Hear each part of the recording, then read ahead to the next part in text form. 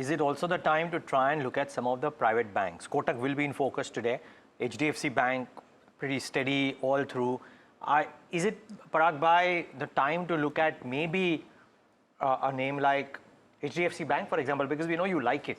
Now, you liked SBI and HDFC Bank both in the past, ICICI Bank also. Yes. Is this the time to, despite SBI's strong numbers, to look at HDFC Bank? Yes. I don't agree, but that is a separate argument. Okay. What's your call? You are the market expert, I'm not. No. So we can all be right and we can all be wrong.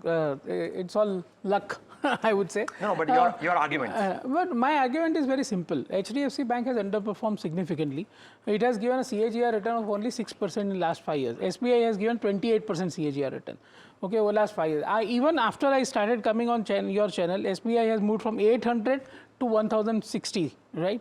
So it has given a huge move. HDFC Bank is there only. And now I think the inflection point has come for HDFC Bank in my view. Because now that RBI has made it very clear that they are not overly focused on CD ratio, which was a main concern in HDFC Bank, right? Now they are saying that, okay, we want to see liquidity. That is liquidity coverage ratio and net stable funding ratio, both of which are very comfortable in HDFC Bank. So now HDFC Bank can clearly focus on loan book growth, which I think they will do 14% loan book growth next year, and with operating leverage. Because remember, one thing is very important in HDFC Bank. 4,900 branches, which is 50% of the branch network they have opened in the last 5 years. And they are right now contributing only 20% to their business.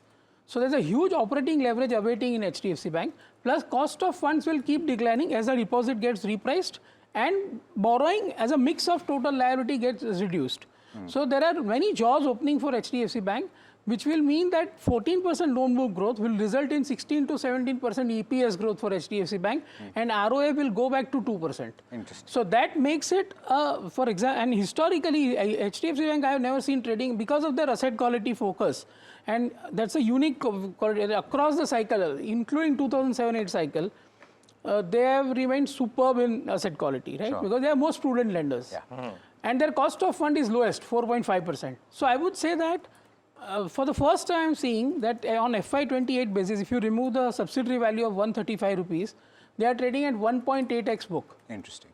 So they should go to 2.5x in my view, which means there's a 25 to 30% upside in next 12 to 18 months in HDFC Bank. Yeah, when was the last time you heard anybody say that on air? Of course, you have actually heard that on a few occasions over the course of the last 1.5 years for HDFC Bank, but this is a strong and statement. Government and RBI are doing so much. Sure. You know, you cannot have a leading largest private sector bank of the country underperforming so much.